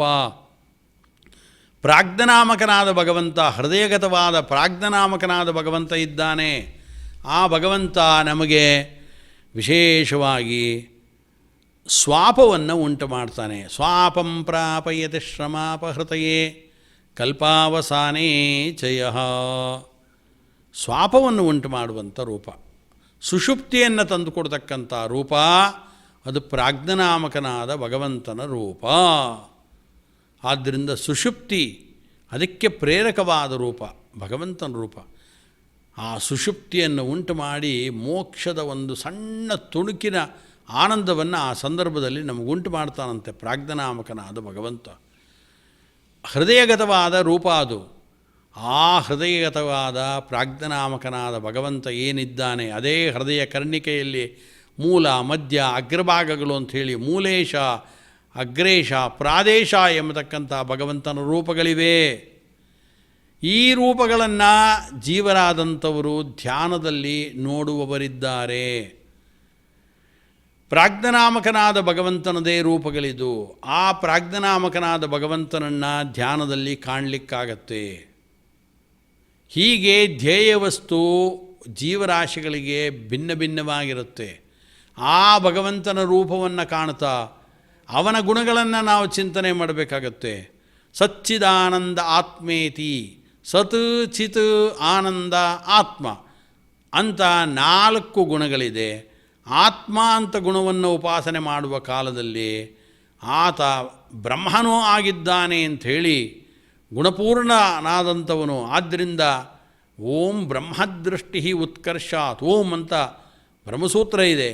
ಆದ್ದರಿಂದ ಬ್ರಹ್ಮತ್ವ ಗುಣವನ್ನು ಕೂಡ ಅದರಲ್ಲಿ ಸೇರಿಸಿಕೊಂಡು ನಾವು 4 ಗುಣಗಳ ಚತುರ್ಗುಣಗಳ ಉಪಾಸನೆಯನ್ನು ಜೀವರು ಮಾಡಬಹುದು ಅಂತಾರೆ. ಆ 4 ಗುಣಗಳ ಚಿಂತನೆಯನ್ನು ಭಗವಂತನ ಬಗ್ಗೆ ಮಾಡ್ಬೋದು. ಏಕಗುಣ ಉಪಾಸಕರು ಅಂತ ಕೆಲವು ಜೀವರಾಶಿಗಳು ಇದ್ದಾರೆ. ಚತುರ್ಗುಣ ಉಪಾಸಕರು ಅದು ಅಂತಿಮವಾದ್ದು ಅಂದರೆ ನಮಗೆ 4 ಗುಣಗಳೇ ಉಪಾಸನೆ. ಸಚ್ಚಿದಾನಂದ ಆತ್ಮೇತಿ ಮಾನುಷೈಸ್ತು ಸುರೇಶ್ವರೈ ಯಥಾಕ್ರಮಂ ಬಹುಗುಣೈ. ಅವರವರ ಯೋಗ್ಯಕ್ಕೆ ತಕ್ಕಂತೆ ದೇವತೆಗಳು ಭಗವಂತನ ಅನೇಕ ಗುಣಗಳು ಉಪಾಸನೆಯನ್ನು ಮಾಡ್ತಾರೆ. ಬ್ರಹ್ಮಣಾತ್ವಖಿಲೈರ್ಗುಣೈ, ಬ್ರಹ್ಮದೇವರು ಮಾತ್ರ ವೇದೋಕ್ತವಾದ ಸಕಲ ಗುಣಗಳಿಂದಲೂ ಕೂಡ ಆ ಭಗವಂತ ಉಪಾಸನೆಯನ್ನು ಮಾಡ್ತಾರೆ ಅಂತ ಹೇಳಿದರು. ಆದ್ದರಿಂದ ಅವರು ವ್ಯಾಪ್ತೋಪಾಸಕರಾದಂಥವರು ಬ್ರಹ್ಮದೇವರು. ನಾವು ಅಂಥ ವ್ಯಾಪ್ತೋಪಾಸಕರು ಅಲ್ಲ. ಗುಣಗಳು ಕೆಲವೇ ಗುಣಗಳಿಂದ 4 ಪರಮ ಅಂದರೆ 4. ಅದರಲ್ಲೂ ಹಿಂದೆ ನಾವಿದೇ ಉಪನ್ಯಾಸ ಕ್ರಮದಲ್ಲಿ ಪರಂಪರೆಯಲ್ಲಿ ಕೇಳದಂತೆ ಭಗವಂತನನ್ನು ಆತ್ಮ ಅಂತ ಉಪಾಸನೆ ಮಾಡ್ತೀವಿ ನಾವು. ಮಮ ಸ್ವಾಮಿ ಹರಿರ್ನಿತ್ಯಂ ಸರ್ವಸ್ಯ ಪತಿರೇವ ಸಹ. ನನಗೆ ಸ್ವಾಮಿಯಾದಂಥವನು ಭಗವಂತ. ಅಷ್ಟೇ ಅಲ್ಲ, ಸಕಲ ಜಗತ್ತಿಗೂ ಸ್ವಾಮಿಯಾದವನು ಭಗವಂತ ಅಂಥೇಳಿ ಸತ್ ಚಿತ್ ಆನಂದ ಸತ್ಸ್ವರೂಪ, ಚಿತ್ಸ್ವರೂಪ, ಆನಂದ ಸ್ವರೂಪ ಭಗವಂತ ಸಕಲ ಗುಣ ಪರಿಪೂರ್ಣನಾದಂಥವನು ಆತ್ಮನಾಗಿದ್ದಾನೆ ಅಂತ ಹೀಗೆ ಉಪಾಸನೆಯನ್ನು ನೋಡಿಕೊಂಡು ಪ್ರಾಜ್ಞನಾಮಕನಾದ ಭಗವಂತನನ್ನು ಕಂಡು ಧ್ಯಾನದಲ್ಲಿ ಅವನ ಉಪಾಸನೆಯನ್ನು ನಾವು ಮಾಡ್ಬೋದು. ಅದು ಭಗವಂತ ಹೆಂಗೆ ಅಪರೋಕ್ಷ ಜ್ಞಾನವನ್ನು ನೀಡ್ತಾನೆ ಅಂದರೆ ಅದು ಒಂದು ದೊಡ್ಡ ಬೇರೆಯೇ ವಿಷಯ. ಅದು ಭಗವಂತ ಮಿಂಚಿನ ಬೆಳಕಿನಂತೆ ಮನುಷ್ಯೋತ್ತಮರಿಗೆ ತನ್ನ ದರ್ಶನವನ್ನು ನೀಡಬಹುದು ಅಂತ ತಿಳಿಸ್ತಾರೆ. ಆದ್ದರಿಂದ ಈ ಶ್ಲೋಕದಲ್ಲಿ ಶ್ರೀಕೃಷ್ಣ ಏನು ವ್ಯಾಪ್ತೋಪಾಸಕರಿದ್ದಾರೆ, ಉತ್ತಮಾಧಿಕಾರಿಗಳಿದ್ದಾರೆ, ಅವರ ಧ್ಯೇಯ ವಸ್ತುವನ್ನು ಈ ಶ್ಲೋಕದಲ್ಲಿ ತಿಳಿಸ್ತಾ ಇದ್ದಾನೆ. ಹೇಳಬೇಕಾದರೆ ಸರ್ವಭೂತಸ್ಥಮಾತ್ಮಾನಂ, ಸಕಲ ಪ್ರಾಣಿಗಳ ಒಳಗೂ ಭಗವಂತನಿದ್ದಾನೆ. ಸರ್ವಭೂತಾನಿ ಚ ಆತ್ಮನಿ, ಸಕಲ ಭೂತಗಳೂ ಆತ್ಮನಿ ಭಗವಂತನ ಒಳಗಡೆ ಇದೆ ಅಂಥೇಳಿ. ಆತ್ಮ ಅಂದರೆ ಯಾರು? ಇಲ್ಲಿ ಜೀವಾತ್ಮ ಅಲ್ಲ, ಪರಮಾತ್ಮ, ಪರಮೇಶ್ವರ ಅಂತರ್ಥ. ಅಂಥ ಪರಮೇಶ್ವರನನ್ನು ಬ್ರಹ್ಮನಿಂದ ಆರಂಭಿಸಿ ತೃಣಪರ್ಯಂತ ಅಥವಾ ತೃಣದಿಂದ ಆರಂಭಿಸಿ ಬ್ರಹ್ಮಪರ್ಯಂತರವಾಗಿ ಏನು ಐಶ್ವರ್ಯಾದಿ ಭಗವಂತನ ಗುಣಗಳಿದೆ ಆ ಎಲ್ಲ ಗುಣಗಳು ಕೂಡ ಪ್ರತಿಯೊಂದು ಪದಾರ್ಥಗಳ ಒಳಗೂ ಸಮಾನವಾಗಿದೆ ಅಂಥೇಳಿ ಸಾಮ್ಯದ ರೂಪದಲ್ಲಿ ಉತ್ತಮಾಧಿಕಾರಿಗಳಾದಂಥವರು ಅವರು ಪಶ್ಯತಿ ನೋಡ್ತಾರೆ ಅಂತ ಹೇಳ್ತಾರೆ. ಯಾಕೆ ಅಂದರೆ ಕರ್ದಮ ಪ್ರಜಾಪತಿಗಳು ಭಾಗವತದಲ್ಲಿ ಈ ವಿಚಾರವನ್ನು ತಾವೇ ಸ್ಫುಟ ಮಾಡಿದ್ದಾರೆ. ಕರ್ದಮ ಪ್ರಜಾಪತಿಗಳು ಭಗವಂತನನ್ನು ಸಕಲ ಜೀವರಾಶಿಗಳಲ್ಲೂ ಭಗವಂತ ಇದ್ದಾನೆ, ಮತ್ತು ಸಕಲ ಜೀವಿಗಳು ಕೂಡ ಅವನನ್ನು ಆಶ್ರಯಿಸಿಕೊಂಡಿದೆ. ಅಂತ ಸ್ವತಃ ಭಾಗವತದಲ್ಲಿ ಆತ್ಮಾನಂ ಸರ್ವಭೂತೇಷು ಭಗವಂತಂ ಅವಸ್ಥಿತಂ ಅಪಶ್ಯತ್ ಸರ್ವಭೂತಾನಿ ಭಗವತ್ಯಪಿ ಚಾತ್ಮನಿ ಅಂತ ಉತ್ತಮಾಧಿಕಾರಿಗಳಾದ ಕರ್ದಮ ಪ್ರಜಾಪತಿಗಳು ಈ ಮಾತನ್ನು ತಿಳಿಸ್ತಾ ಇದ್ದಾರೆ. ಸಮಂ ಸರ್ವೇಷು ಭೂತೇಷು ತಿಷ್ಠಂತಂ ಪರಮೇಶ್ವರಂ ಅಂತಲೂ ವಾಕ್ಯ ಇದೆ. ಸಮಂ ಸರ್ವೇಷು ಭೂತೇಷು ತಿಷ್ಠಂತಂ ಪರಮೇಶ್ವರಂ. ಸಮವಾಗಿ ಭಗವಂತ ಇದ್ದಾನೆ. ಎಲ್ಲ ಪ್ರಾಣಿಗಳ ಆಕಾರದಲ್ಲಿ ದೇಹದಲ್ಲಿ ವ್ಯತ್ಯಾಸ ಕಾಣ್ಬೋದು, ಯೋಗ್ಯತೆಯಲ್ಲಿ ವ್ಯತ್ಯಾಸ ಇರ್ಬೋದು, ಆದರೆ ಅದರ ಒಳಗಡೆ ಇರುವಂಥ ಭಗವಂತ ಇದ್ದಾನಲ್ಲ, ಅವನಲ್ಲಿ ಯಾವ ವ್ಯತ್ಯಾಸವೂ ಇಲ್ಲ. ಅಂಥ ವ್ಯತ್ಯಾಸವಿಲ್ಲದಂತೆ ಸಾಮ್ಯದಿಂದಲೇ ಆ ಭಗವಂತನನ್ನು ಧ್ಯೇಯವಸ್ತುವನ್ನಾಗಿ ಮಾಡಿಕೊಂಡು ನೋಡುವಂಥ ವಿಶೇಷವಾದ ಸಾಮರ್ಥ್ಯವನ್ನು ಪಡೆದಂಥವರು ಉತ್ತಮಾಧಿಕಾರಿಗಳು ಅಂತ ಧ್ಯಾನದ ಬಗ್ಗೆ ಎಲ್ಲ ಹೇಳಿ. ಧ್ಯೇಯವಾದ ವಸ್ತು ಯಾವುದು? ಭಗವಂತನೇ. ಆದರೆ ಆ ಭಗವಂತ ಒಂದೇ ರೂಪದಲ್ಲಿ ಭಗವಂತನನ್ನು ಎಲ್ಲರೂ ನೋಡಲ್ಲ ಅಂತ ಇದರಲ್ಲಿ ಈ ರೀತಿ ಹೇಳಿದರು. ಆದ್ದರಿಂದ ಸರ್ವಭೂತೇಷು ಸ್ಥಿತಂ, ಸರ್ವಭೂತಗಳಲ್ಲಿರುವ ಪರಮಾತ್ಮನನ್ನು ಈ ಅಧಿಕಾರಿಗಳು ತಾವು ನೋಡ್ತಾರೆ ಅಂತ ತಿಳಿಸಿದರು. ಆದ್ದರಿಂದ ಭಗವಂತ ಅನಂತ ರೂಪವನ್ನು ಪಡೆದಂಥವನು. 1, 2 ರೂಪ ಭಗವಂತನದು ಅಂತಲ್ಲ. ಮತ್ತು ಅನಂತ ರೂಪಗಳು ಅಂತಿರಲ್ಲ, ಎಲ್ಲಿರುತ್ತವೆ ಅವು ಭಗವಂತಂದು? ಮತ್ಸ್ಯ, ಕೂರ್ಮ, ವರಾಹ, ನರಸಿಂಹ, ವಾಮನ, ಪರಶುರಾಮ, ಕೃಷ್ಣ, ಬುದ್ಧ, ಕಲ್ಕಿ ಇಂಥ ದಶಾವತಾರಗಳನ್ನು ಗಣನೆ ಮಾಡಿಬಿಡ್ತೀವಿ ನಾವು. ಅದಲ್ಲದೆ ಭಾಗವತದಲ್ಲೇ ಹೇಳಬೇಕಾದ್ರೆ ಸುಮಾರು 22-23 ರೂಪಗಳನ್ನು ಹೇಳ್ತಾರೆ. ಆ ಎಲ್ಲ ರೂಪಗಳು ಭಗವಂತನದು. ಆ ಭಗವಂತನ ಎಲ್ಲ ರೂಪಗಳನ್ನು ಕೂಡ ಎಲ್ಲ ವಸ್ತುಗಳ ಒಳಗೂ ಕೂಡ ಯೋಗ್ಯರಾದವರು ನೋಡ್ತಾರೋ ಅಂದರೆ ನೋಡ್ತಾರೆ, ಎಲ್ಲ ನೋಡ್ತಾರೋ. ಎಲ್ಲ ರೂಪಗಳು ಇರುತ್ತವಾ ಅಂದರೆ ಎಲ್ಲ ಕಾಲದಲ್ಲೂ ಭಗವಂತನ ಎಲ್ಲ ರೂಪಗಳು ಇರ್ತವೆ. ಅದು ಒಂದೊಂದು ಸಮಯದಲ್ಲಿ ಆಯಾ ಕಾಲದಲ್ಲಿ ಭಗವಂತ ತನ್ನ ರೂಪವನ್ನು ಅಭಿವ್ಯಕ್ತಿಗೊಳಿಸ್ತಾನೆ. ಹಿಂದೆ ಹೇಳಿದಂತೆ ಭಗವಂತನಿಗೆ ಉತ್ಪತ್ತಿ ಇಲ್ಲ. ಜೀವರಿಗೆ ದೇಹದ ಸಂಬಂಧ ರೂಪವಾದ ಉತ್ಪತ್ತಿ ಇದೆ, ಇದು ಅನಿತ್ಯ ಅಂತ ಕರಿತೀವಿ ನಾವು. ಆದರೆ ಭಗವಂತನಿಗೆ ಇಂಥ ದೇಹ ಸಂಬಂಧ ರೂಪವಾದ ಉತ್ಪತ್ತಿ ಇಲ್ಲ. ಯಾಕೆ ಅಂದರೆ ಭಗವಂತನ ಸ್ವರೂಪಕ್ಕಿಂತ ಅತಿರಿಕ್ತವಾದ ಪ್ರಾಕೃತವಾದ ದೇಹವೇ ಭಗವಂತನಿಗಿಲ್ಲ. ಆ ದೇಹದ ಸಂಬಂಧ ಇಲ್ಲ ಭಗವಂತನಿಗೆ. ನಮಗೆ ದೇಹ ಸಂಬಂಧ ಇದೆ. ಆದ್ದರಿಂದ ದೇಹತಃ ಅನಿತ್ಯ ಅಂತ ನಾವು ಕಲಿಸ್ಕೊಳ್ತೀವಿ. ಅನಿತ್ಯತ್ವಂ ದೇಹಹಾನಿ ದುಃಖಪ್ರಾಪ್ತಿರಪೂರ್ಣತ ನಾಶಶ್ಚತುರ್ವಿಧ ಪ್ರೋಕ್ತಃ ತದಭಾವೋ ಹರೇಸ್ತತ ಅಂತಂದರು. ನಮಗೆ ಜೀವ ನಿತ್ಯ, ಆದರೆ ದೇಹ ಹಾನಿಯಾಗತ್ತೆ. ಅನಿತ್ಯತ್ವಂ, ದೇಹತಃ ಅನಿತ್ಯ ನಾವು. ನಮ್ಮ ದೇಹ ನಿತ್ಯ ಅಲ್ಲ, ಭಗವಂತನ ದೇಹ ನಿತ್ಯ. ಅನಿತ್ಯತ್ವಂ ದೇಹ ಹಾನಿ ದುಃಖಪ್ರಾಪ್ತಿ, ದುಃಖಪ್ರಾಪ್ತಿಯಾಗತ್ತೆ ನಮಗೆ. ಭಗವಂತನಿಗೆ ದುಃಖ ಇದೆಯಾ? ಇಲ್ಲ. ಅಪೂರ್ಣತಾ ನಮಗಿದೆ. ನಾವು ದೇಶತಃ ಕಾಲತಃ ಗುಣತಃ ಪರಿಪೂರ್ಣರಲ್ಲ. ಭಗವಂತ ಸಕಲ ದೇಶಗಳಲ್ಲೂ ಇದ್ದಾನೆ, ಸಕಲ ಕಾಲದಲ್ಲೂ ಇದ್ದಾನೆ, ಸಕಲ ಗುಣಗಳಿಂದಲೂ ಪರಿಪೂರ್ಣ. ಎಷ್ಟು ಗುಣಗಳು ಭಗವಂತನದು? ಅನಂತ ಕೋಟಿ ಗುಣಗಳು ಅಂತ ಅಷ್ಟೇ ಹೇಳಬೇಕೇ ಹೊರತು ಇಂತಿಷ್ಟು ಅಂತ ಭಗವಂತನ ಗುಣಗಳನ್ನು ಹೇಳಲಿಕ್ಕಾಗಲ್ಲ.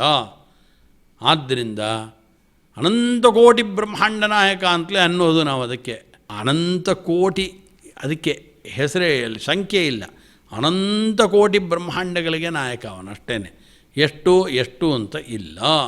ಹಾಗೆಯೇ ಭಗವಂತ ಅವನ ಮತ್ಸ್ಯಕೂರ್ಮ ವರಾಹ ನರಸಿಂಹ ಇತ್ಯಾದಿ ರೂಪಗಳ ಒಳಗಡೆ ಏನು ರೂಪಗಳನ್ನು ಮಾಡಿದ್ದಾನೆ ಆ ರೂಪಗಳನ್ನೆಲ್ಲ ನೋಡ್ತಾರೆ. ರೂಪಗಳು ಯಾವಾಗಲೂ ಇರುತ್ತವೆ.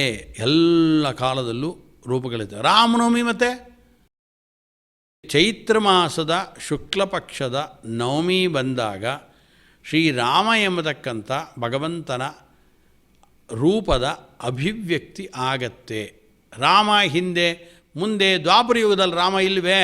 ದ್ವಾಪರ ಯುಗದಲ್ಲೂ ಇದ್ದಾನೆ. ಕೃತಯುಗದಲ್ಲಿ ರಾಮ ಇಲ್ವಾ? ಇದ್ದಾನೆ. ತ್ರೇತಾಯುಗದಲ್ಲಿ ತನ್ನನ್ನು ಅಭಿವ್ಯಕ್ತಿಗೊಳಿಸಿದ್ದು ಮಾತ್ರ.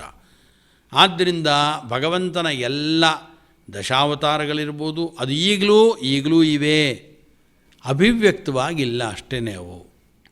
ಅದಕ್ಕೋಸ್ಕರ ದ್ವಾಪರಾವತಾರ ಕಾಲದಲ್ಲಿ ನೋಡಿ, ದ್ವಾಪರದ ಕಾಲದಲ್ಲಿ ಒಂದು ಘಟನೆ ನಡೀತು.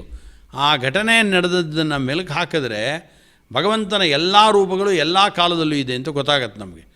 ಕಾರಣ ಏನು ಅಂದರೆ, ಜಾಂಬವಂತನಿಗೂ ಮತ್ತು ಶ್ರೀಕೃಷ್ಣನಿಗೂ ಸ್ಯಮಂತಕಮಣಿಯ ಕುರಿತಾಗಿ ಯುದ್ಧ ನಡೀತು ಅಂತ ನಾವು ಗಣೇಶನ ಹಬ್ಬದ ದಿನ ಕತೆ ಕೇಳಬೇಕಾದ್ರೆ ಅವಶ್ಯವಾಗಿ ಕೇಳ್ತೀವಿ. ಕಥೆನ ಕೇಳಿದಾಗ ಜಾಂಬವಂತ ಮತ್ತು ಕೃಷ್ಣನಿಗೆ ಯುದ್ಧ ನಡೀತು. ಆ ಯುದ್ಧ ನಡೆದ ಸಂದರ್ಭದಲ್ಲಿ ಜಾಂಬವಂತ ಬಳಲಿ ಹೋದ. ತನಗೆ ಶಕ್ತಿ ಬೇಕು ಅನ್ನೋ ದೃಷ್ಟಿಯಿಂದ, ಅಯ್ಯೋ ರಾಮ, ನನಗೆ ಬಲ ಎಲ್ಲ ಕುಂದು ಹೋಗಿದೆ, ಈ ಕೃಷ್ಣನ ಜೊತೆಗೆ ಯುದ್ಧ ಮಾಡೋಕ್ಕಾಗ್ತಿಲ್ಲ, ನೀನೇ ಸಹಾಯ ಮಾಡಬೇಕು ಅಂತ ರಾಮನನ್ನು ಪ್ರಾರ್ಥನೆ ಮಾಡಿದ ಕೂಡಲೇ ಕಣ್ಣು ಬಿಟ್ಟು ನೋಡ್ತಾನೆ. ಯುದ್ಧ ಮಾಡೋದಕ್ಕೆ ಏನು ಕೃಷ್ಣ ಇದ್ನಲ್ಲ, ಆ ಕೃಷ್ಣನ ಸ್ಥಳದಲ್ಲಿ ಅಲ್ಲಿ ರಾಮ ಕಂಡ ಅಂತ ಹೇಳ್ತಾರೆ. ರಾಮದೇವರ ದರ್ಶನವಾಯಿತು ಅವನಿಗೆ ಅಲ್ಲೇನೆ. ಎಲ್ಲಿ ಕೃಷ್ಣ ಕಾಣ್ಣ ಇಲ್ಲ, ಅವಾಗ ರಾಮ ಕಂಡ ಅಲ್ಲಿ. ಕೂಡಲೇ ಜ್ಞಾನೋದಯ ಆಗಿದ್ದು ಯಾರಿಗೆ? ಜಾಂಬವಂತನಿಗೆ. ಏನು ಜ್ಞಾನೋದಯ ಆಯಿತು? ಅಯ್ಯಯ್ಯೋ, ಕೃಷ್ಣನೇ ರಾಮ, ರಾಮನೇ ಕೃಷ್ಣ. ನಾನು ಕೃಷ್ಣ ಅಂದರೆ ಯಾರೋ ಗೋಪಾಲಕ, ಸಾಧಾರಣ ಮನುಷ್ಯ ಅಂತ ಅಂದ್ಕೊಂಡು ಅವನ ಜೊತೆಗೆ ಯುದ್ಧ ಮಾಡಿಬಿಟ್ನೆ. ಎಂಥ ತಪ್ಪು ಮಾಡಿಬಿಟ್ಟೆ ನಾನು. ಸಾಕ್ಷಾತ್ ಶ್ರೀಕೃಷ್ಣ ಅಂದರೆ ರಾಮ. ಯಾಕೆ ಅಂದರೆ ಈ ದ್ವಾಪರ ಯುಗದಲ್ಲಿ ನನಗೆ, ಅದು ಈ ದ್ವಾಪರ ಯುಗದ ಅಂತ್ಯದಲ್ಲಿ ನನಗೆ ರಾಮದೇವರು ಈಗ ದರ್ಶನವನ್ನು ಕೊಟ್ಟರು. ಹಾಗಾದರೆ ರಾಮ ದ್ವಾಪರ ಯುಗದ ಅಂತ್ಯದಲ್ಲೂ ರಾಮಾವತಾರವನ್ನು ಕಂಡವನು ಜಾಂಬವಂತ. ಕಥೆಗಳಲ್ಲಿ ಕೇಳ್ತೀವಿ ನಾವು. ಆದ್ದರಿಂದ ರಾಮ ಆ ಅವತಾರವೂ ಇದೆ. ಕೂಡಲೇ ಜಾಂಬವಂತ ಏನು ಮಾಡ್ದ? ಅಯ್ಯಯ್ಯೋ, ಸ್ಯಮಂತಕಮಣಿಯನ್ನೇನೋ, ನನ್ನ ಕನ್ಯಾಮಣಿ ಜಾಂಬವತಿ ಇದ್ದಾಳೆ, ಅವಳನ್ನು ನಿನಗೆ ಧಾರೆ ಎರೆದು ಕೊಟ್ಟು ನಾನು ಮಾಡಿದ ತಪ್ಪಿಗೆ ಪ್ರಾಯಶ್ಚಿತ್ತವನ್ನು ಮಾಡಿಕೊಳ್ತೇನೆ ಅಂತ ಜಾಂಬವಂತ ಅದೇ ಕೃಷ್ಣನಿಗೆ ಜಾಂಬವತಿಯನ್ನು ಜೊತೆಗೆ ಸ್ಯಮಂತಕಮಣಿಯನ್ನು ಕೊಟ್ಟು ತಾನು ಕೃತಾರ್ಥನಾದ. ಆದ್ದರಿಂದ ರಾಮ ಯಾವಾಗಿಲ್ಲ? ಎಲ್ಲ ಕಾಲದಲ್ಲೂ ಇದ್ದಾನೆ. ಕೃಷ್ಣ ಯಾವಾಗಿಲ್ಲ? ಎಲ್ಲ ಕಾಲದಲ್ಲೂ ಇರ್ತಾನೆ. ಆದ್ದರಿಂದ ಸಕಲ ಕಾಲದಲ್ಲೂ ಕೂಡ ಭಗವಂತನ ಎಲ್ಲ ರೂಪಗಳು ಇರ್ತವೆ. ಆ ಎಲ್ಲ ರೂಪಗಳನ್ನು ಕೂಡ ಧ್ಯಾನ ಮಾಡಿದಾಗ ಕಾಣುವಂಥ ಸಾಮರ್ಥ್ಯವನ್ನು ಪಡೆದಂಥವರು ಬ್ರಹ್ಮದೇವರು, ವ್ಯಾಪ್ತೋಪಾಸಕರಾದಂಥವರು, ಉತ್ತಮಾಧಿಕಾರಿಗಳಾದಂಥವರು. ಅವರು ಅನೇಕ ಜನ ಉತ್ತಮಾಧಿಕಾರಿಗಳಾದಂಥವರು ಹೀಗೆ ವ್ಯಾಪ್ತೋಪಾಸಕರು ಅಂತಿರ್ತಾರೆ. ಅವರು ಯಾವ ರೀತಿಯಲ್ಲಿ ಭಗವಂತನನ್ನು ಕಾಣ್ತಾರೆ ಅನ್ನೋದನ್ನು ಶ್ರೀಕೃಷ್ಣ ಇಲ್ಲಿ ಸರ್ವಭೂತಸ್ಥಮಾತ್ಮಾನಂ ಸರ್ವಭೂತಾನಿ ಚಾತ್ಮನಿ ಈಕ್ಷತೆ ಯೋಗಯುಕ್ತಾತ್ಮ ಸರ್ವತ್ರ ಸಮದರ್ಶನ ಅಂತ.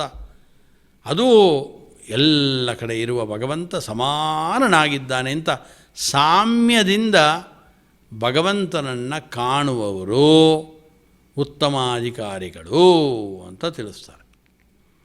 ಆದ್ದರಿಂದ ನಾವು ಧ್ಯಾನಮಗ್ನರಾಗಿದ್ದೇವೆ ಅಂದರೆ ಮನುಷ್ಯೋತ್ತಮರಾದಂಥವರು ನಾವು. ಮುಕ್ತಿಯೋಗ್ಯರಾದಂಥವರೆಲ್ಲ ಈ ರೀತಿ ಧ್ಯಾನಮಗ್ನರಾಗಲಿಕ್ಕಾಗತ್ತೆ.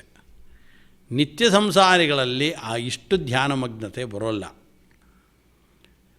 ಧ್ಯಾನಮಗ್ನರಾದ ನಂತರದಲ್ಲಿ ಭಗವಂತನ ಅಪರೋಕ್ಷ ಜ್ಞಾನವನ್ನು ಪಡೆದರೆ ಅನಂತರದಲ್ಲೂ ಕೂಡ ಯಾವುದೇ ವಿಧವಾದ ಕಲ್ಮಶಗಳಿಂದ ರಹಿತರಾಗುತ್ತಾರೆ.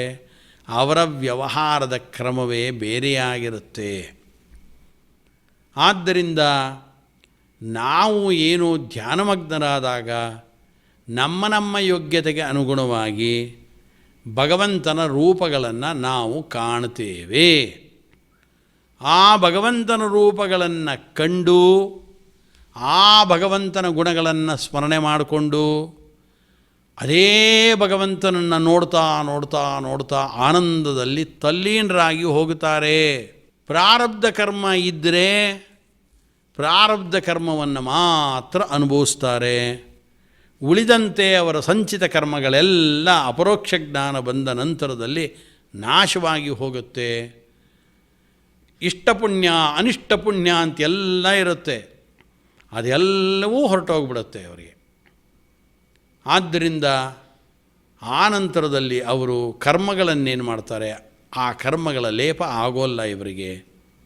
ಓಂ ತದಧಿಗಮೇ ಉತ್ತರ ಪೂರ್ವಾಘಯೋ ಅಶ್ಲೇಷ ವಿನಾಶೌ ತದ್ದರ್ಶನಾತ್ ಅಂತ ಬ್ರಹ್ಮಸೂತ್ರದಲ್ಲಿ ಈ ವಿಚಾರವನ್ನು ತಿಳಿಸಿದ್ದಾರೆ. ಆದ್ದರಿಂದ ಅಂಥ ಯೋಗಯುಕ್ತಾತ್ಮ ಅಂದರೆ ಆ ಉತ್ತಮಾಧಿಕಾರಿಗಳನ್ನ ಜೊತೆಗೆ ನಮ್ಮನ್ನು ನಾವು ಸೇರಿಸ್ಕೊಂಡು ಆ ರೀತಿ ದರ್ಶನ ನಮಗಿಲ್ಲದೆ ಹೋದರೂ ಕೂಡ ನಮ್ಮ ಯೋಗ್ಯತೆಗೆ ತಕ್ಕಂತೆ ಧ್ಯಾನದಲ್ಲಿ ಭಗವಂತನ ರೂಪವನ್ನು ಕಾಣ್ತೇವೆ.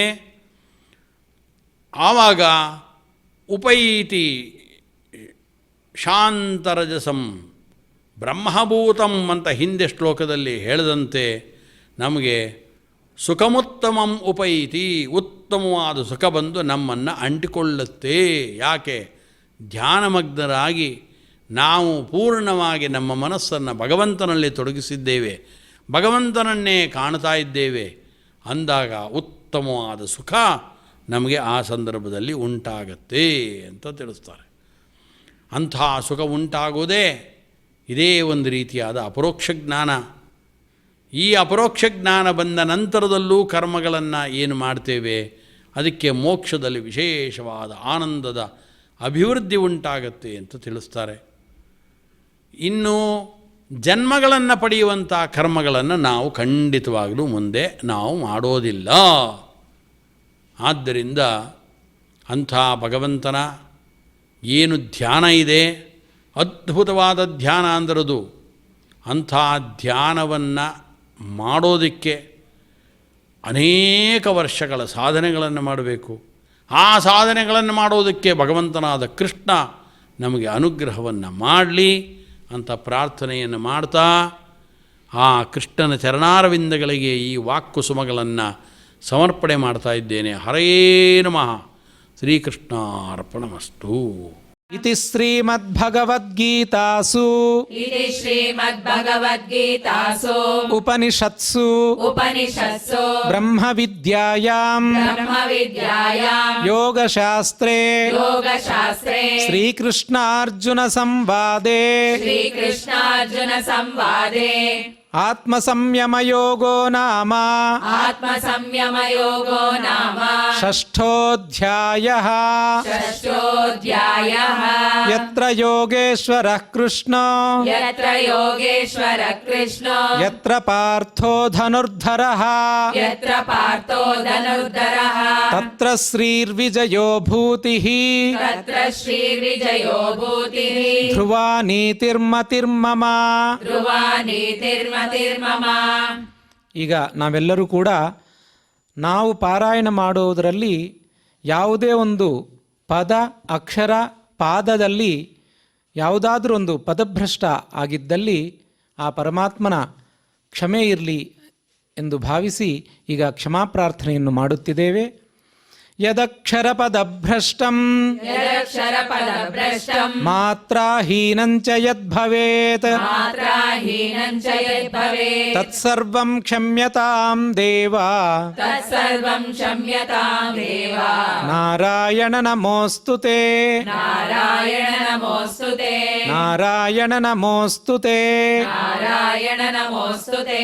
ಕಾಯೇನ ವಾಚಾ ಮನಸೈಂದ್ರಿಯೈರ್ವಾ कायेन वाचा मनसेन्द्रियैव ಬುದ್ಧ್ಯಾತ್ಮನಾ ವಾ ಪ್ರಕೃತೆ ಸ್ವಭಾವಾತ್ बुद्ध्यात्मना वा प्रकृते स्वभावात् ಕರೋಮಿ ಯದ್ಯತ್ ಸಕಲಂ ಪರಸ್ಮೈ करोमि यद्यत् सकलं परस्मै ನಾರಾಯಣಾಯೇತಿ ಸಮರ್ಪಯಾಮಿ. नारायणायेति समर्पयामि।